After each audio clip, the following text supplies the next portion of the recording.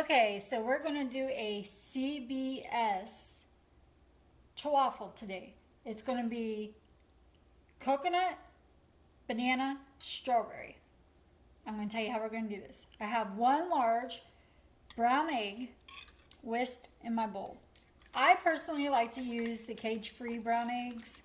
They're not like the top of the line egg, and they're not the white cheap eggs, but the cage-free brown eggs to me seem to work best with my recipes.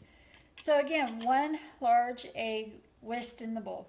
To that, I'm going to add 1 tablespoon of coconut, but this is what I did with the coconut. I took 1/4 teaspoon of banana extract and added it to my coconut and had my coconut soak it up, and I kind of mixed it around and let it sit there for about 5 minutes. So that's what this looks like. It's very fine coconut. I'll show you the coconut I'm using. It's this. Let's do organic. And it says unsweetened fine shredded for baking. So it is very fine. So I'm going to add that to the bowl with my egg. And then I chopped up 2 large strawberries. I cleaned them, and one I diced up really small, and I put it on a paper towel and let it soak up on the paper. Let the paper towel soak up the juice from the strawberries, and I patted it really good to get as much juice out of it as I could. The other strawberry I just did into quarters, and this is what I'm going to use to garnish the top when they're done. So the one that's chopped into little pieces, I'm going to go ahead and put it in my egg mixture. I don't have to mix it around too much, just a little toss. And then I'm going to take 1 tablespoon of Swerve confectioners. I use Swerve confectioners for so many recipes. So 1 tablespoon, put that in there.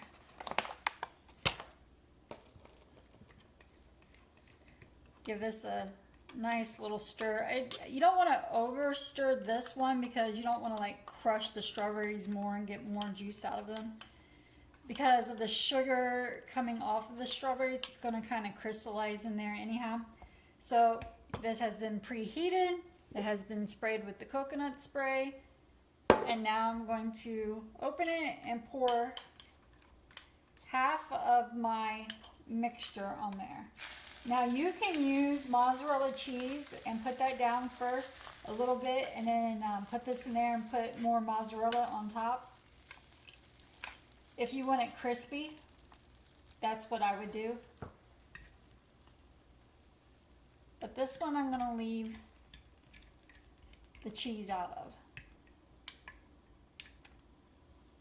And so I got half the mixture left. I'm going to sit off to the side. I'm going to close this. When it's to the consistency I like, I'll pull it out and put it on a cooling tray, or a cooling rack is what I should say. If you put it directly onto a plate, when you take it out of this, it's going to still be really hot, and it's going to form condensation, and it's going to make it soggy. If you don't want it soggy, I recommend putting it on a cooling rack when you go to make your second one. That's just my personal preference. So when I get 2 of these made up, I will come back and show you how I'm going to plate it up. This would be good with heavy whipping cream on top that you can add a little bit of banana extract to, or the strawberry, or put some of that shredded coconut on top. You can make your own frosting, cream cheese frosting with, I would do 1/4 teaspoon of the powdered Swerve mixed in with, say, a 1/2 ounce of cream cheese and a little bit of an extract, either the banana or a strawberry extract, or even a coconut extract, or even just put the shredded coconut in there. Use that if you would wish, or put some powdered Swerve on top of these. And there's just so many ways that you can eat this as a dessert. And all right, I will show you when these are done what they look like and how I'm going to plate them up. Be back. Okay, this is what it looks like plated up. I did go ahead and sprinkle a little bit of the powdered swerve on top, and I wanted to show you something. I went ahead and cut it and took a piece of it.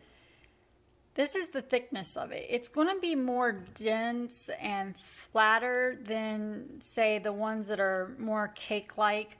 So it's going to look a little bit more thinner. And that is from the strawberries that are inside of there, the moisture come off of there, and the extract that we added to the coconut, the banana extract. It will kind of deflate them is the word I would use. They taste amazing. They're just not as thick. And I'll show you a comparison. This is a peanut butter one I was working on earlier. This is peanut butter and white chocolate. You can see how thick that is in there. It's more like a cake. This is a whole one. And see how like cake-like it is, I guess I would say. This is thinner. It's more like a pastry, in my opinion. But they both taste amazing. Depends on what you're in the mood for. Do you want something that's kind of more like a pastry dessert, or do you want something that's like a cake dessert? They both have amazing flavors, and I really like this one. You can taste the banana in the coconut. It blended well. Like I said, that was only, let me make sure again, 1/4 teaspoon of banana extract that I coated that coconut in. And if you wanted to, you could add the banana extract to your heavy whipping cream or your cream cheese icing, and make the banana a little bit more prominent. Whatever you would like to do, make it your own. So I am going to enjoy this as my dessert tonight, and I hope you had a good day, and I will see you tomorrow.